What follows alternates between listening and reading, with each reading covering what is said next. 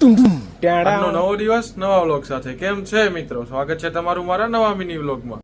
હું આવી ગયો દુકાને, બીજું કાંઈ કામ નતું તો સ્પીકર બંધ પડ્યું હતું કેટલાય દિવસથી, તો આજે ઈ ખોલી નાખ્યું। આજે એક નવું એસી ઇન્સ્ટોલેશન કરવાનું હતું, તો અમે બે ભાઈ નીકળી ગયા એસી ફિટ કરવા। આ એસી નું ઇન્સ્ટોલેશન કરવાનું હતું। લોઇડનું એસી છે 3 સ્ટાર। આ જગ્યા ઉપર એસી લગાડવાનું હતું તો હોલ કરવો પડશે, તો મોટા ભાઈ લાગી ગયા હોલ કરવા। કાંઈ જાજી વાર ન લાગી, થોડીક વારમાં જ હોલ થઈ ગયો। હોલ કમ્પ્લીટ થઈ ગયો એટલે એની ફ્લેટ લગાડી દીધી। રૂમમાં કમ્પ્લીટ ઇન્ડોર ફિટ થઈ ગયું હતું, તો અમે આવી ગયા ઉપર આઉટડોર ફિટ કરવા। ઇન્ડોર કાંક આવી રીતના ફિટ થયું છે। આ રહ્યા ભાવેશભાઈ, આમની ઘરે જ આપણે એસી ફિટ કર્યું છે। ફિટિંગ પૂરું થઈ ગયું હતું ને અલીભાઈ કે મારે વાળ કપાવવા છે, તો હું અલીભાઈને સબીર નીકળી ગયા હેરકટ કરાવવા। અમે પહોંચી ગયા આટકોટ, ઉદયભાઈની ન્યા જવાનું છે હેરકટ કરાવવા। તો અમે પહોંચી ગયા ઉદયભાઈની દુકાને। આ રહ્યા ઉદયભાઈ, તો અલીભાઈ બેઠી ગયા છે ખુરશી ઉપર હેરકટ કરાવવા।